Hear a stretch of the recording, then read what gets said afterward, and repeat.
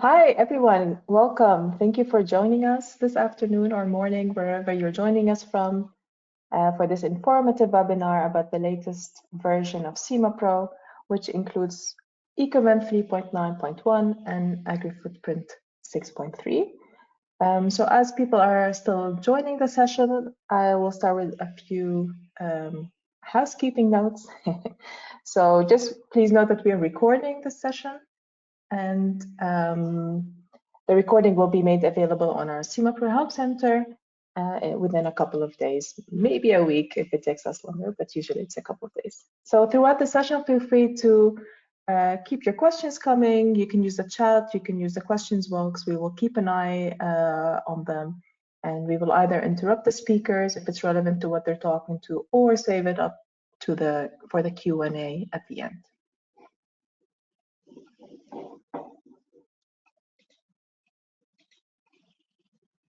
So we have a packed panel of speakers today. Usually we have one large data update in a SimaPro release, but with this SimaPro 9.5, we have both ecoinvent 3.9 as well as Agri-footprint 6.3.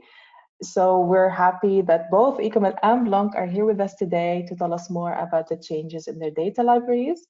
Great to have you here this afternoon, Mike and David. So thanks for making the time. And I'll give some introduction to our speakers. We can start with Mike. So Mike van Pasen is the model and data specialist at Blonk Sustainability Tools.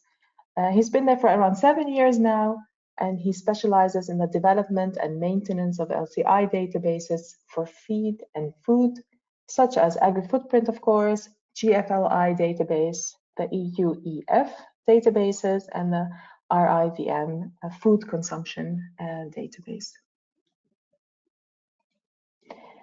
Welcome, Mike. And David is joining us from ecoinvent. As lead of database operations, David coordinates. David coordinates data submission projects that help improve the quality and coverage of the ecoinvent database. He also supports data providers to ensure smooth integration of new data into the database. He also develops analysis tools with Python, which help the ecoinvent team actually maintain and review the contents of the database. So great to have you as well, David. And now for more internal speakers for us at Prey, at least, Clara is joining us from the database team, where she works mainly on the implementation of databases and various impact assessment methods. And Clara will be explaining about the implementation of 2 of the new impact assessment methods we're offering with SimaPro 9.5. So welcome, Clara. We also have Shraddha, who's also one of the newer members of our database team. She graduated from Germany last year, so that's quite recent.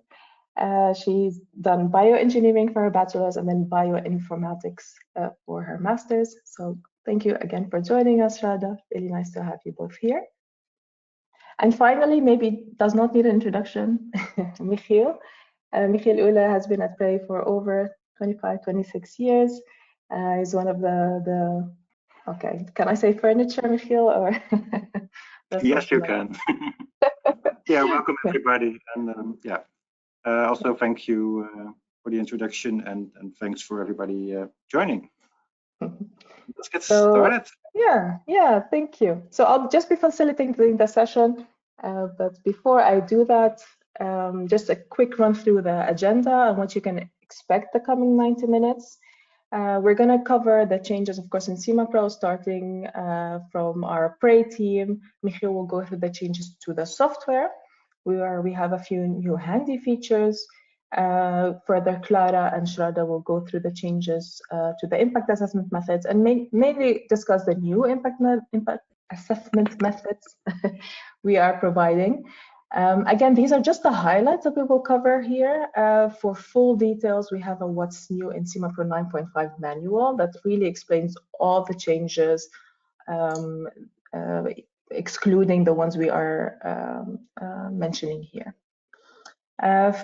After that, we will hand over to David, who will give an overview of ecoinvent and especially, of course, what's new in the latest version 3.9.1. And we will then move on to Mike, who will give an overview of Agri-footprint and what's new in version 6 and 6.3.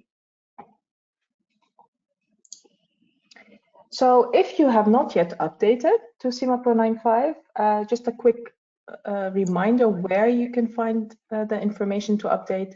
It's on our help center. Then you have the install and update page. And there are step-by-step instructions in the manuals. So just make sure to pick the correct version, because with every manual, the download links are in the manual. So let's say if you were using SimaPro 9.4, you should just use the update manual. And if you are coming from an older version and you've skipped a few of the past updates, you can use the full update manual, as we call it. Instructions are kind of similar, but the type of data available is different. So that contains all the information accumulated across the different releases. And what's really new, and I'm happy to share with you, is we also have now 2 update videos. So we used to have one just for the single user versions. And now we have also a great one done by our colleague Veronica, explaining how to update for the multi-users. So I invite you all, if you haven't updated yet, to check the videos and please look at the manuals for step-by-step instructions. Now over to you, Michiel. Yeah, thanks. Yeah, so each update we have some small updates in the software and of course updates in the database. I will tell you a little bit about the changes in the software. Yeah, there are no major new features or that sort of things, but just a few new handy features that it's nice to know they are there. So one of them is a feature that was asked by many people, which is the removing of unused database and project parameters, not only in the export CSV, but also in the copy tree function, which is now actually included in 9.5 for both the features. It's still not yet in the export database, but yeah, we're working on that. You see this little image, which is the export database setup, and it's really simple. You just check the skip unused project and database parameters. That's all. And that will help you to clean up or to avoid messing, cluttering the other projects and other databases if needed. Another nice one, which will improve the performance of your SimaPro, is the deselection of libraries which are actually not being used in your projects. You can find this feature under File Database Management. And what it will do is check all your projects for libraries that were selected in or that are selected in your project as in the library selection section. And it will deselect those which are not really used. And that will save time opening projects and loading all the processes. And it also helps you to avoid mixing up different databases. For example, using data from 3 different ecoinvent libraries or 3 different Agri-footprint libraries where you only want to use one, for example. Then finally, the last one is another feature which was requested by our partner in Switzerland, ESU, but also some other people, which is the filtering on obsolete processes when you use the replacement function. We have a function called library projects to libraries links manager, which is actually updating links from one library to another, or within a library if you have obsolete processes to other processes. Now, especially with ecoinvent, but also in other libraries, it can happen that some processes are becoming obsolete and there is no replacement for them for whatever reason, but there are good reasons for that.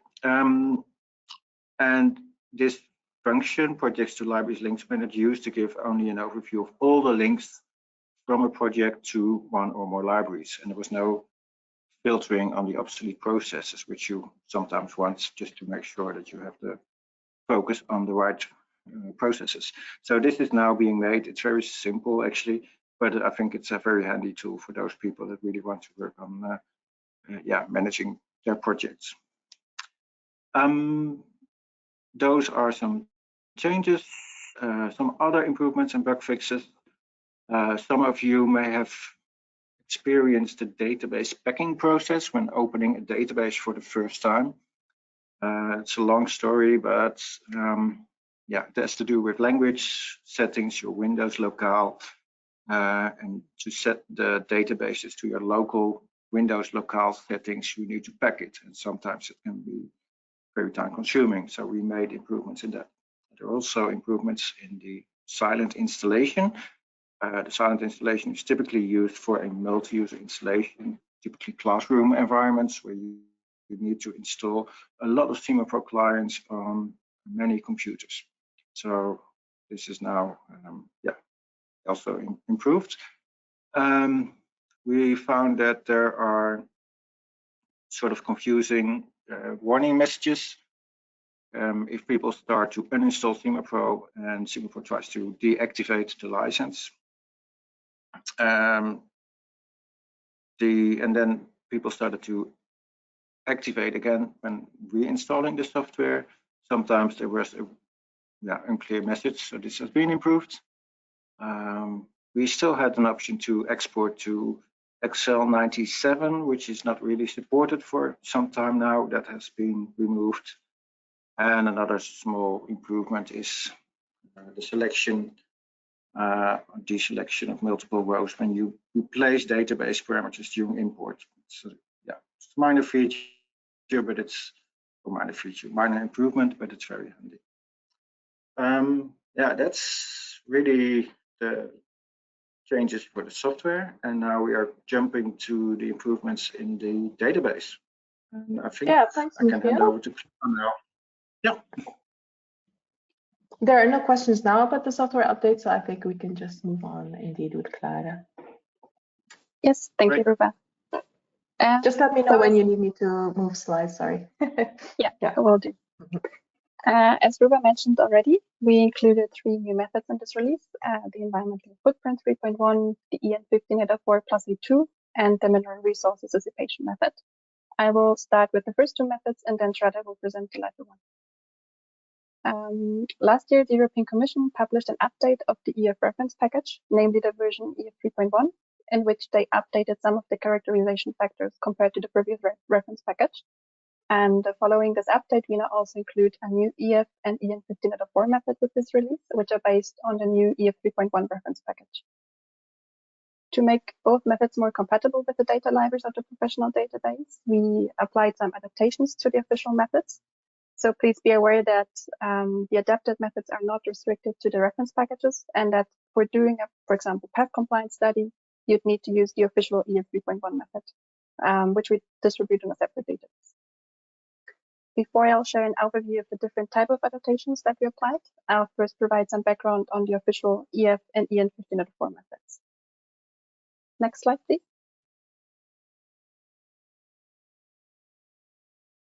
The official environmental footprint 3.1 method is the latest impact assessment method that has been developed by the European Commission, and it is the method that shall be used in the context of the environmental footprint initiative. So, for example, for product and organization environmental footprint studies. It covers 16 midpoint impact categories, for example, climate change, ozone depletion, and human toxicity. And it also includes normalization and weighting sets. The main changes compared to the previous version, which was the EF 3.1 method, EF 3.0 method, is that the new method now has updated characterization factors for climate change, since it uses the most recent IPCC report, which has been published in 2021. And also the characterization factors for the acidification, photochemical ozone formation, and the toxicity impact categories have been revised, so that, for example, some duplicate flows, so flows which represent the same substance, but which occur twice in a reference package, they formerly had different characterization factors, and they have now been aligned. The next slide, please. The EN 15/4 plus A2 method follows the EN 15/4 standard, which covers environmental product declarations of construction products. And the standard has been aligned with the EF method in 2019, which means that the EN 15/4 plus A2 method is identical with the EF 3.1 method, except for a few characterization factors related to biogenic carbon. The difference to the EF method is that according to the EN 15/4, biogenic carbon emissions cause the same climate change impact as fossil carbon, but they can also be neutralized by removing the carbon from the atmosphere. So compared to the EF method, the EN 15/4 method characterizes biogenic carbon dioxide, and it also has a higher characterization factor for biogenic methane. And this higher characterization factor for biogenic methane is to account for the carbon dioxide that results from methane oxidation. Since the EN 15/4 reference package is based on the EF reference package, the changes compared to the former version of the method are the same as for the EF method. The next slide, please. Now we come to the specifics of the adapted methods, which we distribute in the professional database. The first type of adaptation is that we characterize additional substance flows since they're used extensively in the background libraries, and also because the synonyms are part of the official EF and EN 15/4 methods. An example is that in the official EF and EN 15/4 methods, fossil resources only occur in energy units, while in SimaPro they are also expressed in mass units. So what we did is that we added characterization factors for the fossil resources in mass units based on the lower heating values. And another type of adaptation is that we removed some of the substance flows and subcompartments which we currently don't support in SimaPro and which are also not used by any data libraries. For example, the subcompartments high stack or very high stack for airborne emissions. Since we don't support them in SimaPro, we also didn't include those characterization factors for those flows. And one more change is that we map synonymous or duplicate EF flows. So again, flows which represent the same substance to one sole substance in SimaPro by combining their characterization factors. And whenever there were conflicting factors, we kept the higher one. So we took a conservative approach. And this was my last slide. So yeah, are there any questions? Otherwise, we could also hand over then to Shraddha. No specific questions yet. There was one that we just answered privately. So no, I think we can indeed move on to you, Shraddha. I'll switch the slides. Thank you, Clara. Yeah, thank you, Ruba. About the mineral resource dissipation method, we are now offering with the release of SimaPro 9.5 a new method described in the publication by Consulate et al., which refers to the midpoint and endpoint characterization factors for mineral resource dissipation. This is actually an extension of a work that they had already produced, in fact, several works that they had already produced.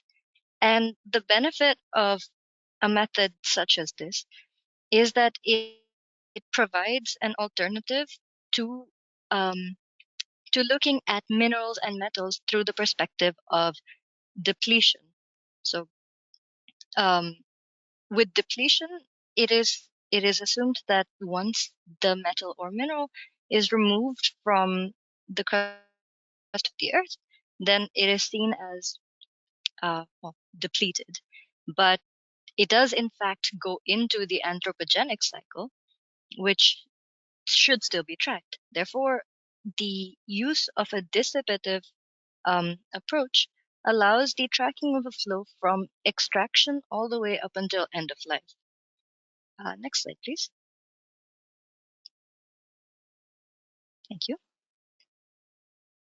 So within this method, we have midpoint methods in the form of average dissipation rate and lost potential service time, and endpoint methods in the form of potential value loss rate and the lost potential value. The midpoint indicators they use the service time of a metal or mineral as the basis. So ADR, the average dissipation rate, is seen to be the inverse of the average lifetime of a specific metal in the economy. The lost potential service time is seen as only the difference between optimal service time, thus that it is not lost at all, and the actual service time. The way that both of these midpoint methods are normalized is through the use of these figures for iron. So we have the metal in question and its ratio with the ADR and LPST of iron. So that's for the midpoint indicators. For the endpoint indicators, these ADR and LPST are then multiplied by the price of that metal. This value is static. It's taken in the US dollar value from 1998. And it introduces an element of value in the anthropogenic cycle. Next slide, please. So this visual is actually from the publication itself. I find it to be a very helpful guide to seeing how these indicators are actually calculated. So it's, like I said, based on previously published work, it is then extended out. With this publication, there were 61 metals total that are accounted for in both midpoint and endpoint. And the next slide, please.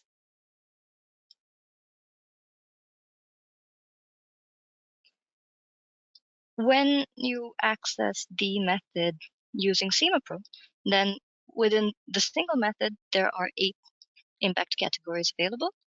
The ADR and PVLR, there's only one available, but for the LPST and LPV, which again is lost potential service time and lost potential value, these can be examined through several time horizons. So the ones that are offered in the data associated with the paper are those for 25, 100, and 500 years. It is something to be noted that for certain metals and minerals that have either a very fast dissipation or a very high price, these can be noticeably higher in both midpoint and endpoint values. That's the last of my slides. If there are no questions, then I'm ready to hand it over. Thanks, Radha. There is one question which probably crossed other people's minds as well. Why still use 1998 dollar value? Do you have any idea? The choice of the method developer, of course, I know we just implemented, but if you have any information on that. Sorry, the publication does not mention why that's the case, so I'm not sure. Yeah, but it's maybe it's something we could follow up on. Thank you for asking. And now we can move on to the next slide. And it's actually a poll. So before we move on to David, and who will explain the changes in ecoinvent, we did want to just check in and see which ecosystem models do you usually use, and feel free to select all that apply. We'll give a few seconds for people to fill in the information.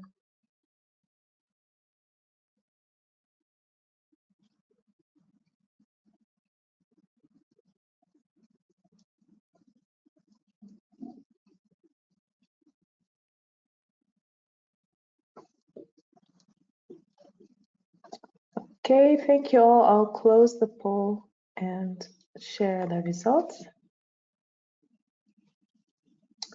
So you should see the results now, and 85% are using the allocation cutoff by classification, followed by 11% using APOS, 2% of the audience is using consequential, and 1% is using the allocation cutoff EN 15804. That's not even yet in SimaPro, but it's a good sign that that people are using it, and we hope to release it also the coming months for SimaPro users, which is a nice bridge actually to the next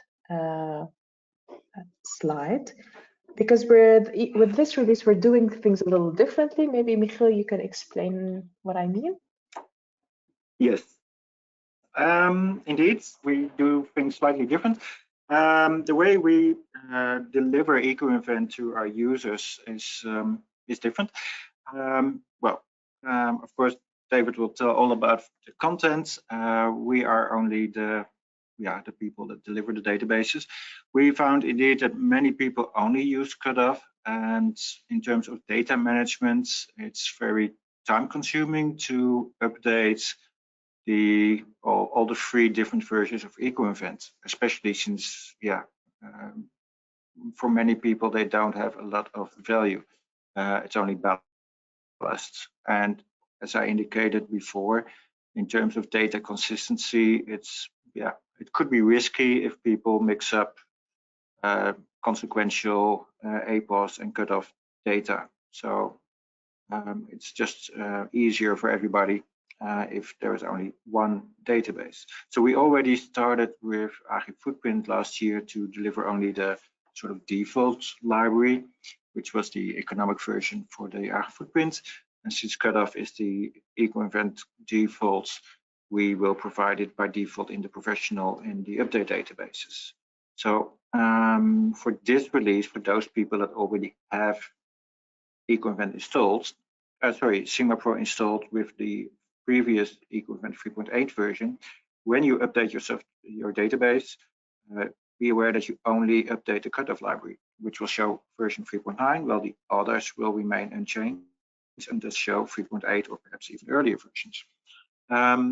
The APOS and consequential libraries, they will be available for free as usual for SimaPro users with an active license, and also there are a few that don't have ecoinvent, so you must have ecoinvent. They will be made available as a separate download, and you can find it on our website, simapro.com, products and services. And you download it in the same way as Agri-footprint, as WE database, as Xirobase, and other libraries. There will be an import step, but that's not different from any other update routine. It's just that you need to import twice. That's the way it is. We think it's saving a lot of people a lot of time, and it will make it easier for you to work and keep your data consistent. So that's a little bit about how we present ecoinvent to the users, and now we can jump to the next poll. Yes, one more poll before we hand over to David. We were actually all curious, which version of ecoinvent are you already using? Have you already updated to 3.9, or are you still working with 3.8, or maybe an even earlier version? You can select multiple. We do know some of our clients have to freeze the version they're working with for certain projects before being able to update or work in separate databases. So we're just curious where you're at the moment.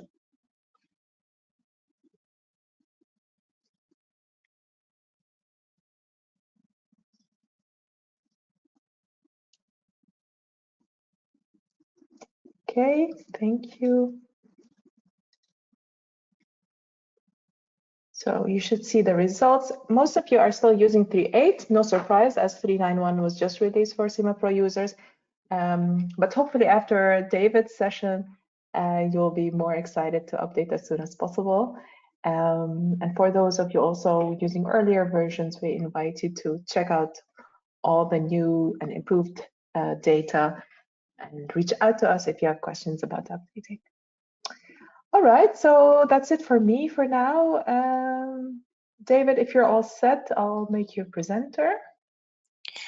All right. So hello, everyone. I'm David Fitzgerald from ecoinvent, and I'm happy to be here today to talk to you about the latest version of the ecoinvent database, which is version 3.9.1, and which has just been released in the newest version of SimaPro. Let me start by giving you a quick overview of what I'll be talking about today. First, as an introduction for those of you who are not familiar with ecoinvent, so the association and the database, I will briefly explain who we are and provide a general description of the database. I'll then go in much more detail into the different updates that were made for version 3.9.1, so you get to know what to expect once you start using that version of the database. So the ecoinvent Association is a not-for-profit association dedicated to promoting the availability of high-quality data for sustainability assessments worldwide. In its current legal form, it was founded back in 2014 by 5 Swiss research institutes listed here. And today we are a team of 50 people comprising LCA and LCI experts, as well as software developers, and also teams for sales, marketing, and communications. We are primarily known as the publishers of the ecoinvent database, which is published every year.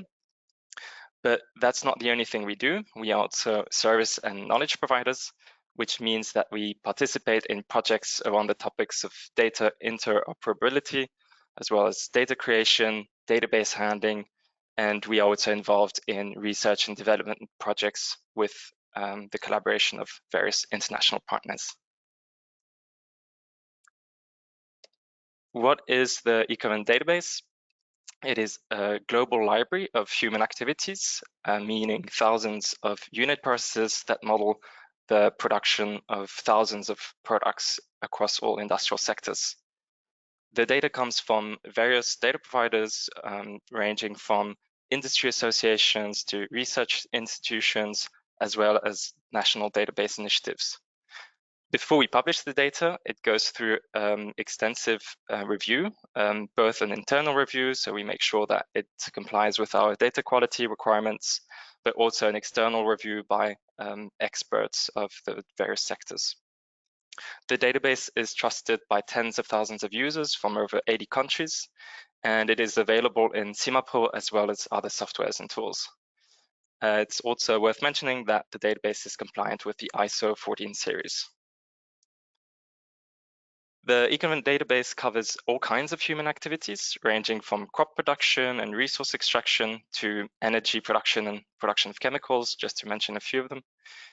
With the latest version of the database, version 3.9.1, we now have 19,000 activities that model the production of around 4,000 products and services. So let me start talking about version 3.9.1. First, I would like to mention that version 3.9.1 was published back in December 2022, and it replaces version 3.9, which was published in October of that year. Version 3.9 contained some errors, and that is why we decided to publish version 3.9.1 shortly thereafter. And for that reason, also version 3.9 will not be made available in SimaPro. The issues with version 3.9 concern primarily LCI methods that were published by ecoinvent, as well as metadata and uncertainty data. However, in terms of data content, and by that I mean the data of the different sectors that were updated, this didn't change between 3.9 and 3.9.1. So I'll be referring to version 3.9.1 throughout this presentation when I describe the different data updates that were made. And all these changes are relative to version 3.8 of the ecoinvent database, which was also the previous version that was available in earlier versions of SimaPro. So what does ecoinvent 3.9.1 contain? It contains 1,100 new and 1,900 updated activities, as well as 271 new products and services. With this update, several sectors have been updated, and I will be covering those in more detail. We also have now a full coverage of the product information, which is a short description of every product and service that is contained in the database. For more detailed information than what I'll be presenting today, you can always refer to the change report for version 391, which describes in extensive detail every change that was made between version 3.8 and 391. So let's start with the most central update of version 391, which concerns the extraction of and supply of oil and gas. This update has been prepared together with ESU services using data commissioned by the Swiss Federal Office for the Environment and the Swiss Gas Industry Association. The update covers the production, long-distance transport and distribution of crude oil and natural gas. It covers 90% of global crude oil production, representing onshore and offshore oil and gas production for 27 geographies, such as the United States, Saudi Arabia, Russia, Canada, Iraq, China, just to name some of the main ones. It features new and updated country-specific supply of natural gas, covering roughly 75% of global consumption of natural gas. This update also addresses the issue of underrepresentation of fugitive methane emissions and also takes into account emissions related to gas flaring, which wasn't the case previously. In general, you might notice that the impacts of the updated activities for indicators such as global warming potential increase significantly with this update compared to version 3.8. However, the effect on downstream supply chains, so for example, for the sector or for electricity production, these increases in impacts is more moderate. If you would like to get more information about the updates made to this sector, I invite you to watch the webinar dedicated to this sector, which has taken place already last year. You will find a recording of that webinar on the ecoinvent YouTube channel. The second biggest update for version 391 concerns the wastewater treatment. Until version 3.8, a treatment dataset in the ecoinvent database was aggregating in one single dataset the treatment of a waste and all treatment steps for waste generated by this treatment. With 391, all wastewater treatment activities are disaggregated into different treatment steps for waste generated during the wastewater treatment. So this concerns waste such as sludge, bottom ash, or residues which are generated when wastewater is treated. Wastewater treatments are regionalized by country, and each national dataset is a weighted average treatment using the national shares of the sludge fate as weighting keys. There is also a distinction between rural and urban treatments. This update covers the United States, China, Europe and Switzerland, as well as Quebec and the rest of the world. It can also be noted that region-specific markets contain losses with this update, and those losses represent untreated water. Lastly, with this update, it was required to harmonize the names of treatment activities and treated waste. So you will see some changes in the names compared to version 3.8. For this sector as well, we have more information about the disaggregation of the wastewater treatment activities explained in a webinar for which you can also find the recording on our YouTube channel. The next sector I want to talk about is the energy sector. As every year, production volumes, trade volumes, and loss volumes of electricity supply in the attributional system models, meaning cutoff and APOS, are updated with the most recent available data. This work was done by ecoinvent in collaboration with ETH Zurich and PSI. And the work for Brazil was done in collaboration with Relay ACV, which is the Brazilian business network for LCA. With this update, the database represents the 2020 electricity mixes for the US, Canada, China, Switzerland, and Brazil, and represents 2019 for the rest of the countries. ecoinvent covers 100% of the statistically available global electricity supply with specific mixes. There is no data available for the remaining countries, but these are mostly small countries and island states. Still, for the energy sector, we have other interesting updates that have been made for 391. First, thanks to the collaboration with Pforzheim University, the new version of the database contains datasets that represent aerial, underground, and subsea transmission cables. So each electricity market for high voltage electricity has now a country-specific mix of transmission infrastructure. And that data is coming from the Global Transmission Report published in 2022. Version 391 also includes updated datasets for cadmium tellurium photovoltaic laminate production, which was provided by First Solar. And the new production datasets were added for Vietnam and Malaysia. And we also got an update for the dataset for the United States. Lastly, for the energy sector, we have introduced datasets that model the electricity residual mixes for countries in Europe. The residual mix is a virtual mix. It represents the energy mix of untracked consumption, which corresponds to electricity consumption that is not explicitly tracked through mechanisms such as guarantees of origin. The shares of the residual mixes implemented in the ecoinvent database have been calculated based on statistics from the Association of Issuing Bodies, AIB. At the same time, the European attribute mix has been introduced. It is modeled as a separate dataset for clear representation, and it is linked to the residual mixes of all deficit countries. Here again, for the energy sector, if you would like more details about the updates made for that sector, you can find a recording of a webinar on our YouTube channel. The next sector. David, Yes? would you mind if I just ask a few questions before you move on related to the energy sector? Is there a renewable energy mix? One of the users is asking. No, so the mixes that we have, they represent the average country mixes. So the only renewable mixes that we would have would be if there are countries that now, with the latest data, are 100% renewables. Yeah, okay, thank you.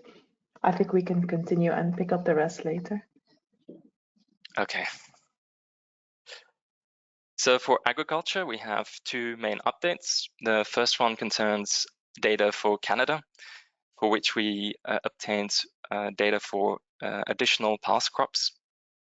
This was done in collaboration with the University of British Columbia, Okanagan, and the Fruit Systems Prism Lab. These datasets model the production in various regions in Canada. And as you might know, Canada is a leading exporter of past crops with approximately 75% of its production exported annually. And it also represents 35% of the global past trade. The second major update concerns crops in Brazil. This update was done in collaboration with the Brazilian Agricultural Research Corporation, Embrapa. For this update, several crops in Brazil have been updated or added, representing different regions and different agricultural practices. So it includes, for example, coffee, for which Brazil is one of the largest producers in the world. Next, we have the building and construction sector. So in the last few releases of the ecoinvent database, the number of region-specific cement and concrete production activities have increased dramatically. And following that, we identify the need for a clear set of nomenclature rules for activity and product names. So the goal of this new nomenclature is to improve consistency across all geographies and to also align with the nomenclature used in industry standards. So the aim was to have a clear structure that can help users understand the different cement and concrete types and easily identify what activities you might want to use. So in the case of cement, the version 3.9.1 adopts the nomenclature following national standards. So for example, countries like Brazil, Colombia, India, Peru, and US are represented with their own standards. Switzerland, Quebec, South Africa, and global datasets follow European standards. So we have here on the top right corner an example of this change in nomenclature rules, where we see a renaming of the activity called cement production blast furnace slag 3665%, and this was renamed to cement production CEM3A. The only exception to the nomenclature updates is the case of Portland Cement, for which we haven't made any changes because that name is used worldwide extensively.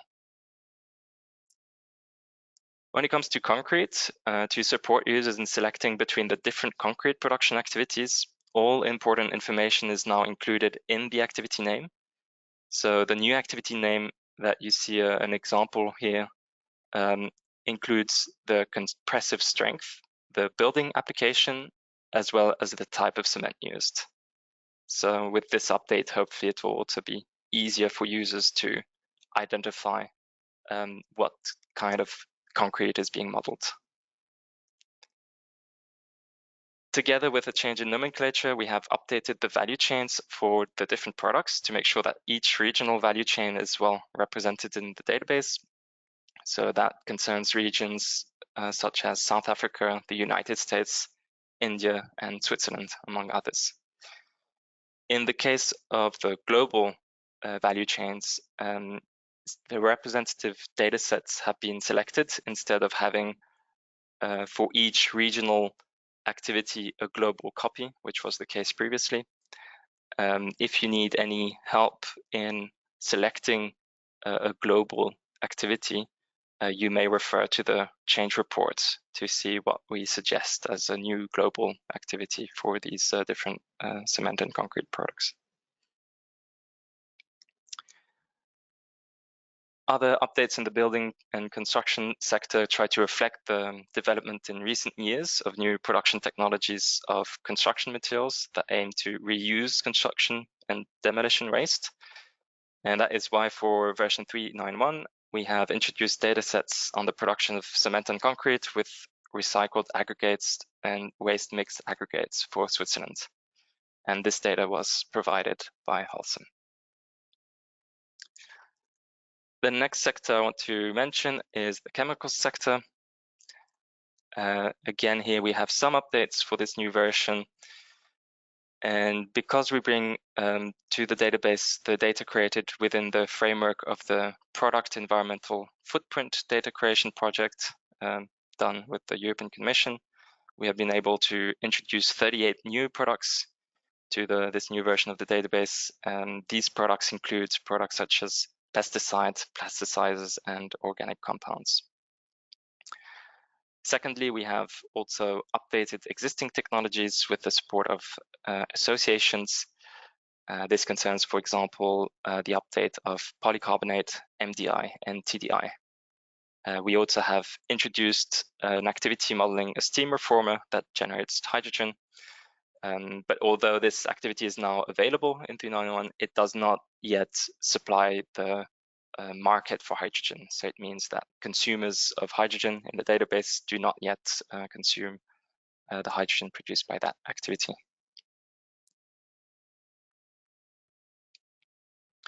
We then have updates for the batteries and metals datasets. First, for batteries, we have improved the coverage of batteries by adding additional datasets compared to version 3.8. The new ones cover the production of lithium iron phosphate batteries. These datasets were created by the Swiss Federal Laboratories for Materials Science and Technology, EMPA, and include battery components for this type of battery, as well as datasets covering the production of lithium iron phosphate through hydrothermal and solid state process. We've also introduced datasets for the production of battery separators and electrolytes. EMPA also provided data for a few selected metals. One of the updates concerns the production of antimony, which has been adapted to better represent the ore grade and the recovery rates observed in China. And then another notable update or introduction of new data concerns zirconium and hafnium, for which we have now the sponges of these metals. These metal sponges are commonly used in the production of components of nuclear reactors. This update of metals was done with the funding of the Swiss Federal Office of the Environment. Finally, the last sector I want to mention today is the paper and cardboard sector. This sector represents a very fruitful collaboration with different associations. So we have multiple updates. We have, for example, an update for the sulfate pulp production, which were updated based on data provided by the European Pulp Industry Sector Association. We have also an update for activities around craft paper production, which were updated based on a study by CEPI Eurocraft in 2020. And this update was performed in collaboration with RISE, the Research Institutes of Sweden. We also have data for European cardboard, containerboard, and corrugated board box production, which were updated based on data from 2018 by the European Federation of Corrugated Board Manufacturers and CEPI Containerboard. This update was also performed with RISE. In addition, new data for containerboard production and corrugated board box production for the region of the United States have been added, and this new US data were provided by the National Council for Air and Stream Improvements. And finally, the last update for this sector concerns the liquid packaging board production.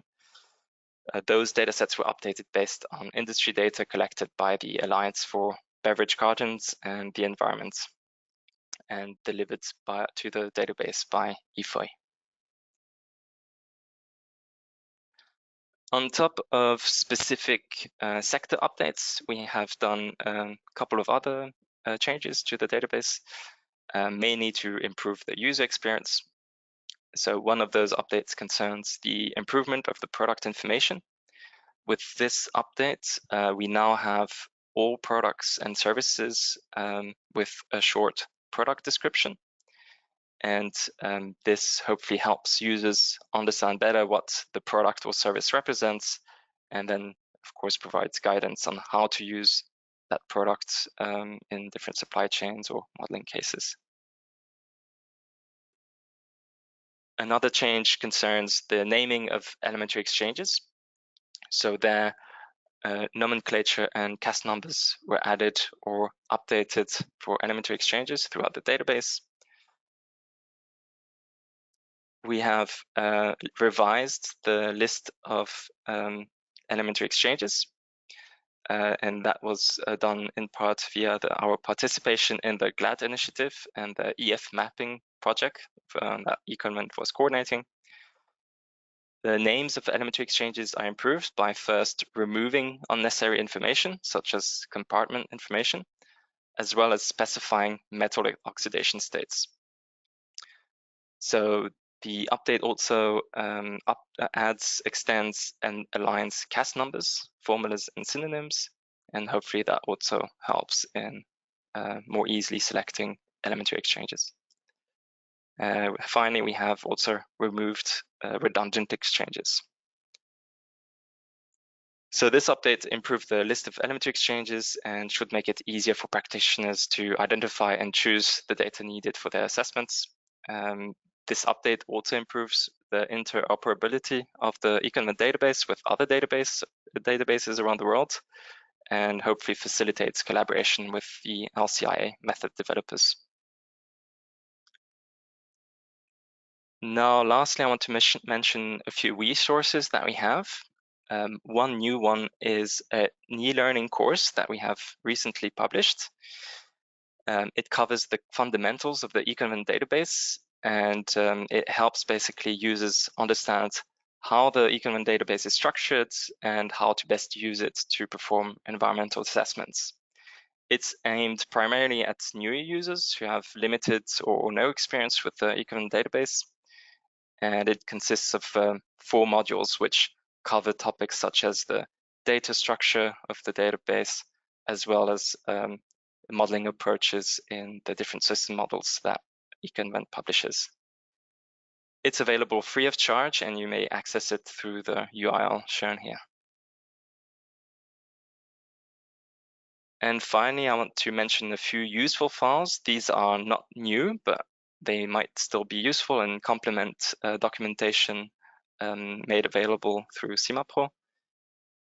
One such file is the database overview Excel file, which provides the list of datasets and products in every system model that is published by ecoinvent, and helps easily filter for datasets of a specific ISIC classification or a specific industrial sector. And it also contains additional information about the different types of data contained within the database. This file is accessible through our website, through the URL shown here. And another type of file you may be interested in using is the PDF reports that we host on our database that you may access through our website. So for each data set, we have one PDF file which contains the meta information as well as data about the exchanges, and is just a kind of a nicer representation of data sets and a bit more reader friendly. Finally, we have a GHG calculation tool that supports the assessment of the scope 2 and scope 3 emission factors for the electricity producing activities as well as electricity markets. And this is an Excel file as well, and this one is also available through the database, so through EcoQuery, which you may access through our website. So this was everything I wanted to mention today. If there are any questions, I'd be happy to attempt to reply to them now, or otherwise we have here highlighted in red a link to a contact form, which we are very welcome to use if you ever have questions arising later on, or if you have any kind of comments or feedback about any aspect of the database. We'd be very happy to hear back from you, since our user base is core to helping us improve the database every year. You may also follow us on LinkedIn to stay up to date on the latest developments of the ecoinvent Association and also on the latest developments of the database. Great, thank you so much, David. There are indeed a few questions. They're quite specific if whether the database contains this data set or this. So I'll just save them to the end, see if we have time later on. For now, I just want to let you know there is already some interest about accessing your e-learning resources. So thank you for sharing, and great to see that there are quite great resources that are free of charge to help people get started. And I think we can then move on to Mike. If you're all set, then I'll make you presenter. And we can take some questions for David, if you like. Yep.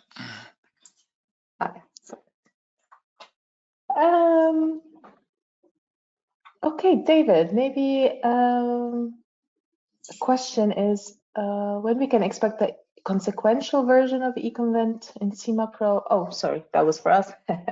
You guys have already provided it. So we're working on, so we're actually the consequential is ready. You can send us an email to support to provide it.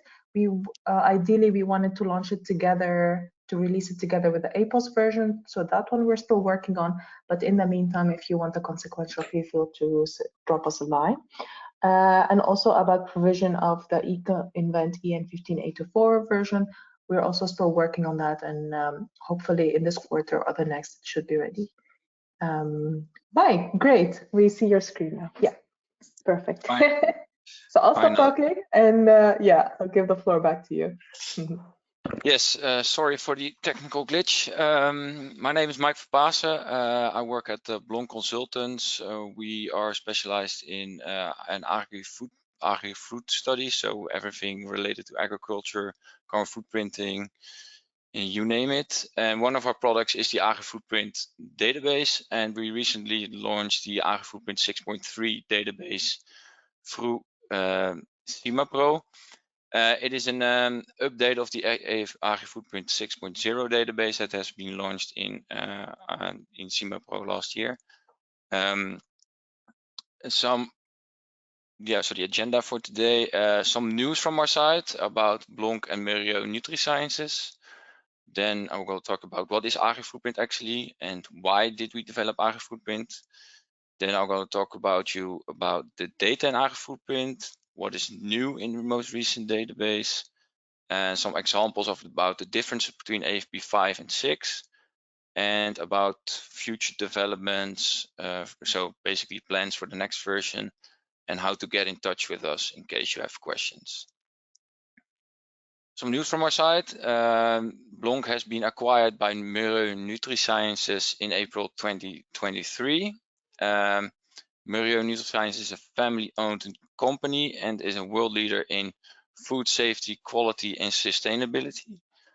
By joining Merrio NutriSciences, we strengthen our position, accelerate the transition to more sustainable food systems. Basically, the idea behind the merger or the acquisition is that Blonk and Merrio has the same companies, although we are specialized in carbon footprinting. They are more related in the food safety, quality, and also a bit in sustainability. So we can really strengthen each other's position in that. What will change for us? For Blonk, we will be a separate business unit within Merrio NutriSciences. Our boss, Hans Blonk, will continue to manage the company, and the Blonk's team will remain the same. So we'll be still our office will be still in Gouda, Netherlands, but we are planning to expand in the future towards the US and France as well. And we are committed to our Blonk product, services, and goals. So in terms of what we do, what kind of products do we deliver, nothing will change. Probably in the future there will be some alignment with Merrio NutriSciences in what they do and what we want to do, but it enables us to accelerate our growth, basically. So what is Agri-footprint? Agri-footprint is a leading agri-food database.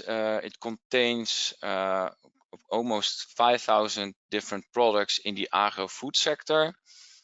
We provide the data in 3 allocation options, of which the economic option is the default option, as already explained earlier by Pre, and what is also available in the mass and energy allocation options. Land use change impact is fully integrated in our LCA in all the cultivation data. And one of the plus sides of Agri-footprint is that it's using consistent data. So the consistent data in which we collect the data are using preferably sources that are publicly available and updates itself each year. So with that, we can update Agri-footprint as well. And the data is available in various formats, of course, also in SimaPro, but also through OpenLCA, in Excel, but also in JSON formats.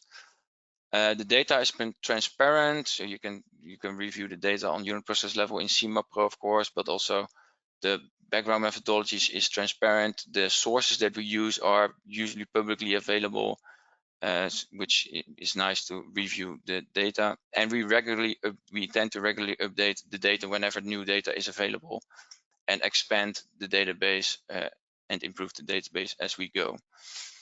Why Agri-footprints? The first database version was released in 2014. Back then, specific Agri-food LCI databases did not exist yet. And we need to have that data in order to make accurate claims about the agri-food products. And there was a growing need for agri-food related LCIs. Agri-footprint database and methodology become the fundamentals for various leading databases. So we apply the same data methodology also for the European environmental footprint databases. So for example, the EF feed, but also the EF agri renewables. And the data is also, a large part of the data is also available in the Global Feed Lifecycle Assessment Institute, or the GFLI database, which is available for the users and mainly used by the feed industry. So what do we cover in Agri-footprint? So below you can see a generic supply chain. So from our perspective, the whole life cycle starts at the crop cultivation and ends at the slaughtering process. But for this, of course, we need all kinds of background data. So background data for electricity, materials, etc. Part of it comes from ecoinvent, part of it is modeled ourselves. For example, fertilizer production and transportation is modeled by ourselves. And then at each life cycle stage, we ideally use publicly available data to create crop country or to create product country specific data. So for crop cultivation, for example, for wheat cultivation in Germany, we use FAO statistics for yield. We use AFA statistics for fertilizer data. We use data from the land use change model, etc. And we bring all the data together in order to create these different LCIs together with different methodologies. For example, the IPCC standard in order to calculate greenhouse gas emissions. After cultivation, there's this post-harvesting phase that takes place. We have recently updated that using Eurostat data on the humidity of crops in Europe. That varies, of course. You can in northern countries in Europe have more humidity in the product, therefore needs more energy to dry the product to safe conditions. And that provides an input for all the market mixes. Each commodity that is available in a certain country, not all of the commodity is, of course, cultivated is from the same country. So, for example, within the Netherlands, soybeans are not cultivated here, but comes from somewhere else. We use FAO production and trade statistics in order to estimate the market mix of each commodity. And that market mix then can go into the processing stage. So, for example, soybeans can be crushed into soybean meals and oils in order to make food and feed items. These items can also be used in feed compounds. These feed compounds can be included into the animal systems, and the different products from the animal systems can go to slaughterhouse to produce food items and feed items. On each stage, there can potentially be emissions and waste management, and this is all included for each life cycle stage. So what is new from AFP 5 to AFP 6 and to AFP 6.3? AFP 5 was developed in 2019. AFP 6.0 has been delivered to PRE in 2022. And now we launched this AFP 6.3 database. In AFP 6.0, then we made a huge update of the expansion of all the animal systems. And because we expanded all the animal systems, we needed also more feed materials for the feed compounds, for these feed ingredients, etc. And we also did a regular update of all the activity data. So all the activity data that was available in FAO statistics, IFA statistics, etc. Also, we made some improvement in modeling and we replaced the background data. But I will come back to that later on. In the AFP 6.3 version, we did several corrections of known issues of Agri-footprint 6. So basically, the AFP 6.0 is a sort of corrected version of the AFP 6.0, and because of these corrections, we added some additional processes. So what's new compared to from AFP 5 to 6? So this is sort of a recap of the presentation that we had earlier with PRE. So we did an update of the activity data. So for example, the cultivation data that goes into the cultivation process, so the yield, the amount of manure, land use change, etc. That all has been updated using the latest data that was available from these sources. We also updated the market mix data using FAO production and trade statistics, and we updated the price data for meals and oils. And of course, this determines the allocation factor. This influences the allocation factors for both products. We also improved the modeling.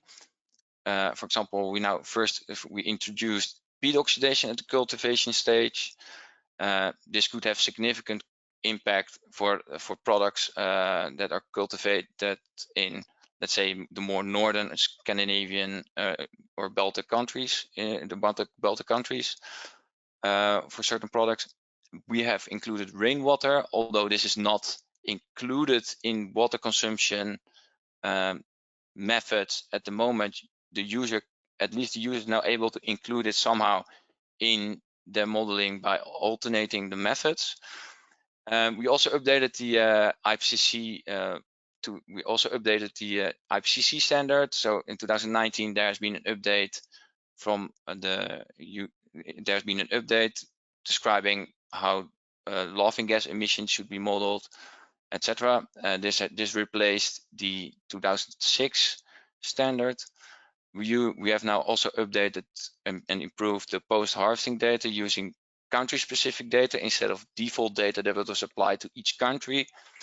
And we now use regionalized artificial fertilizer production instead of only European production data sets. So now for each region around the world, we have specific fertilizer production data set. On top of that, there is a market mix of the fertilizer production based on the EFA statistics. So part of the fertilizer that is consumed in Europe is not only from Europe, but also from the Russian region, for example. And those fertilizers, the market mix of these fertilizers have been implemented and added to all these cultivation data sets. In addition, we regionalized certain emission flows to include regionality of regional impact of certain emissions. For example, ammonia, water, phosphorus, they have all local, or they can have potentially regional impact, differences in regional impact. And for these emissions, we now included the region code, so that this should be now picked up by the various impact assessments. Also, we replaced the background data. Previously, we used ILCD as a background data, but this has been replaced by ecoinvent data for energy use, materials, and chemicals.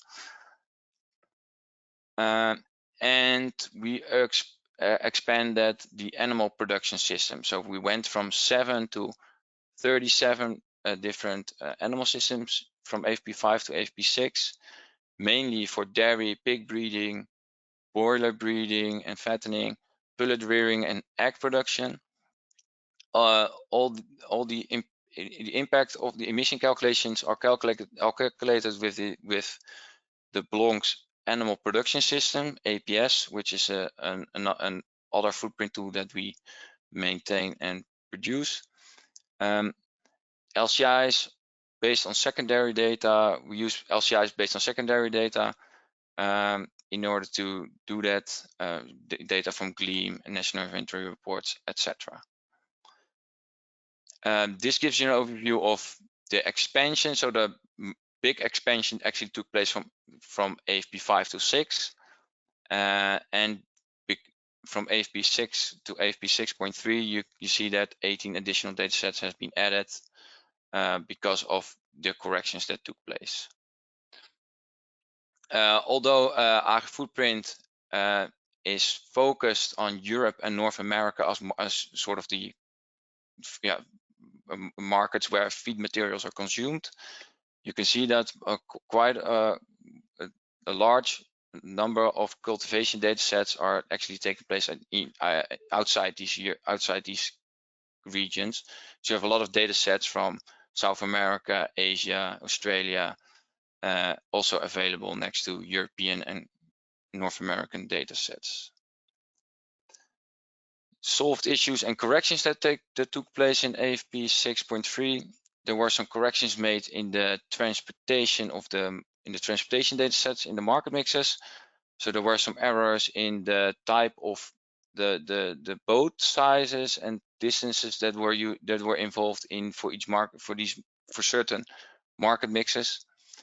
We made some correction in the prices for palm products, and we included the emissions of diesel combustion for the fishing process. So previously there was only diesel.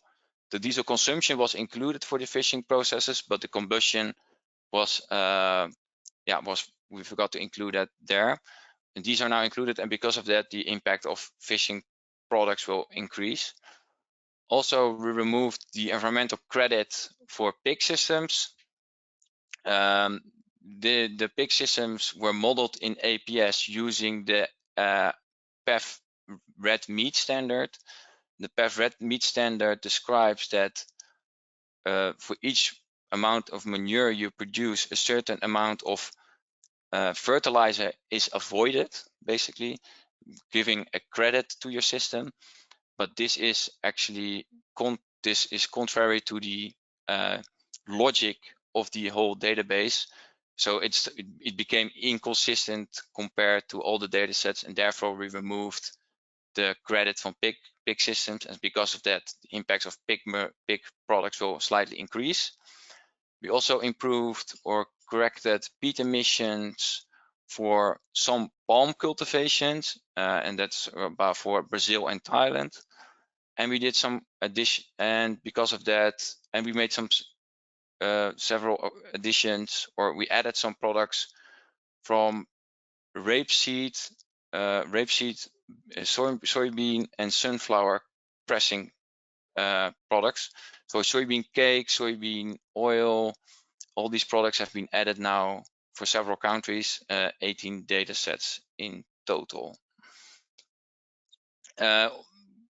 Some further readings that you can find online are, we have 3 different Agri-footprint methodology reports. The first one is about methodology and basic principles, so basically outlining the sort of the idea and fundamentals of AFP. AFP 6 part 2 describes the description of data, so all the sources, data, and ideas how we modeled emission standards that we apply to the different data sets. You can find them there as well. And new in the AFP 6 series is that we have part 2, a data comparison with this product. Within this report, you can review the differences of AFP products from AFP 5 to AFP 6. Just an example of a difference between AFP 5 and AFP 6. So in this example I give here is wheat cultivation in Germany. The total impact increased from 0.345 kilo CO2 equivalent per kilo of product to 0.438 kilo CO2 equivalent per kilo of wheat. And on the right, you can see why it did increase. Of course, you can see that there's a large increase because of peat oxidation that was previously not included. Therefore, this resulted into a net increase. You see that there are small differences. There is a slightly reduction in the land use change impact. The impact of fertilizer application increased. Manure application increased. The impacts of crop residues decreased slightly. Energy increased a bit, same as fertilizer production and transport.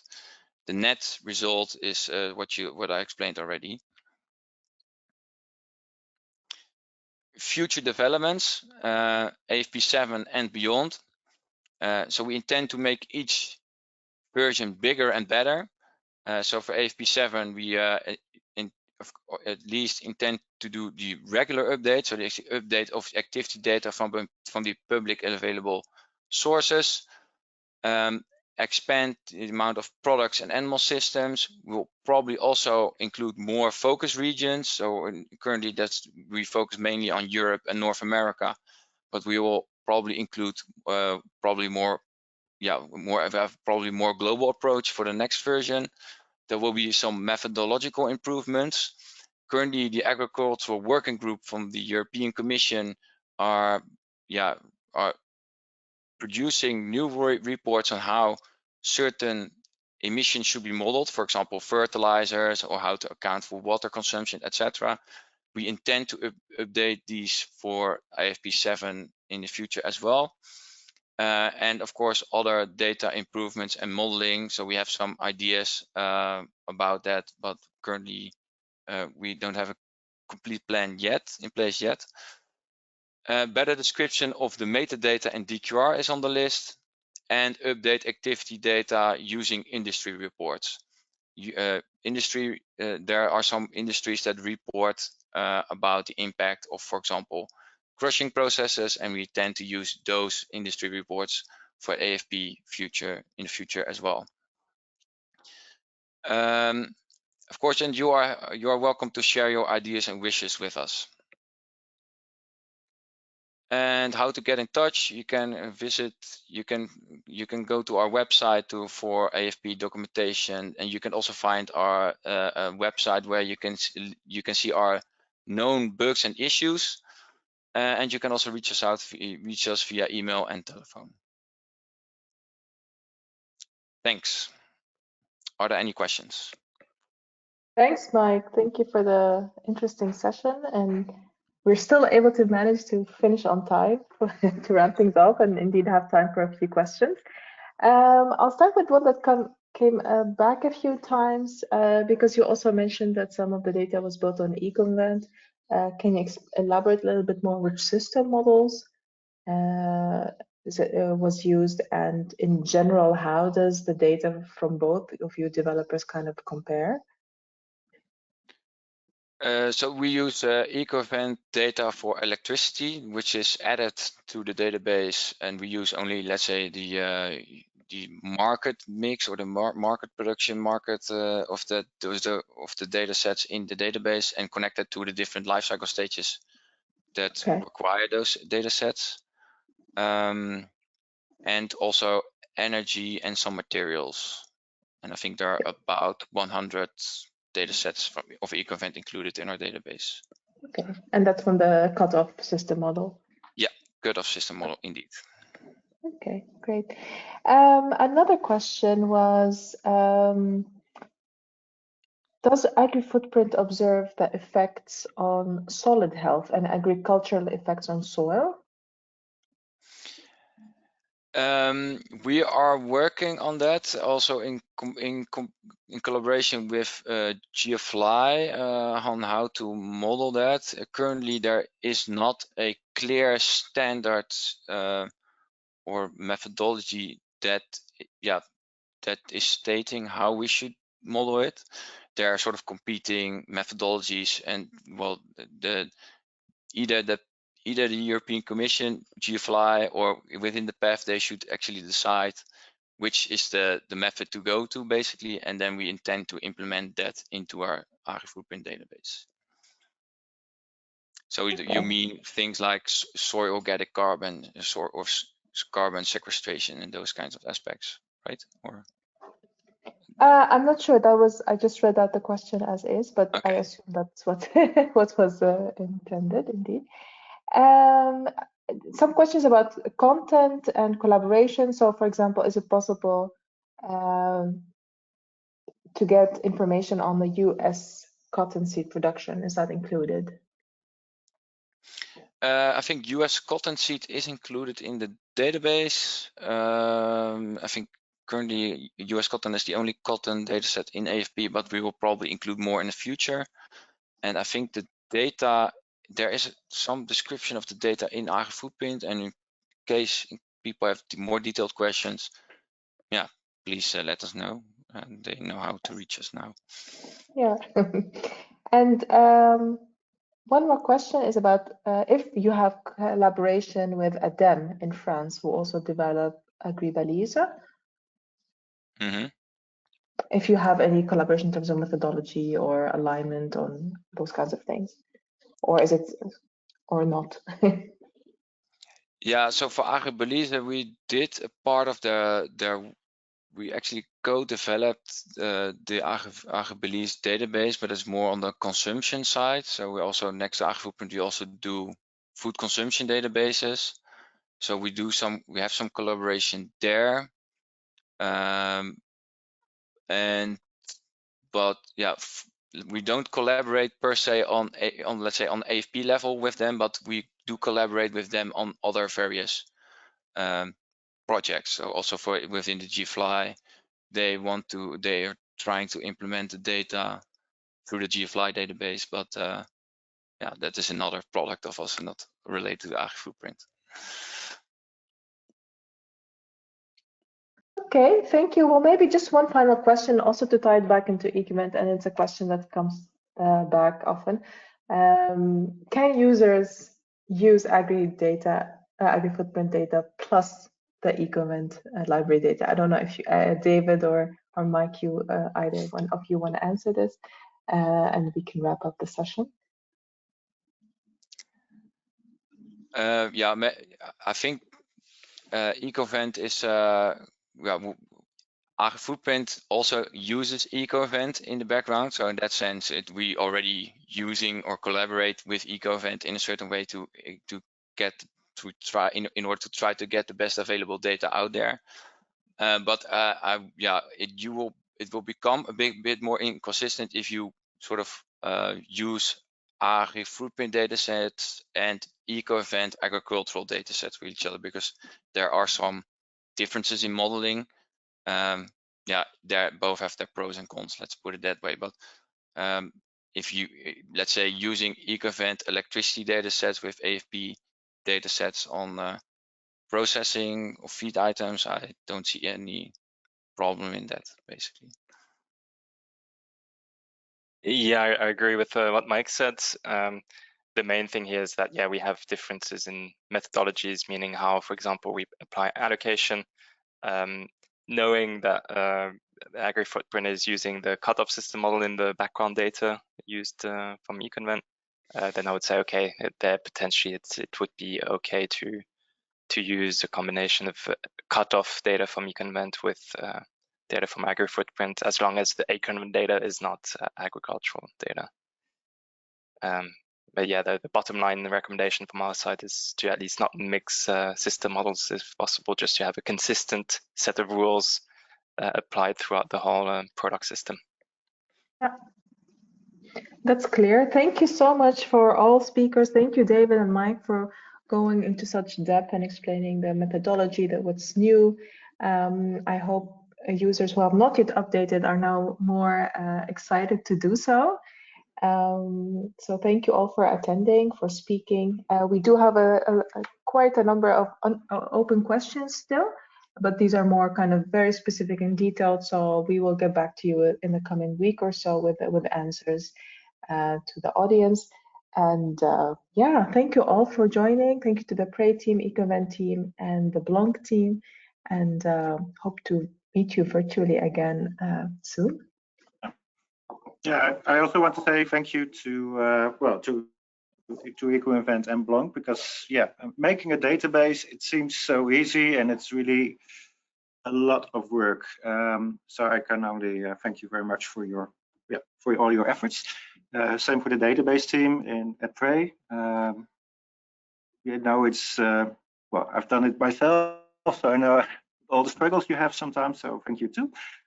And also the audience, thank you. And if you have questions, you know how to reach us at support@simapro.com. Bye. Goodbye, everybody.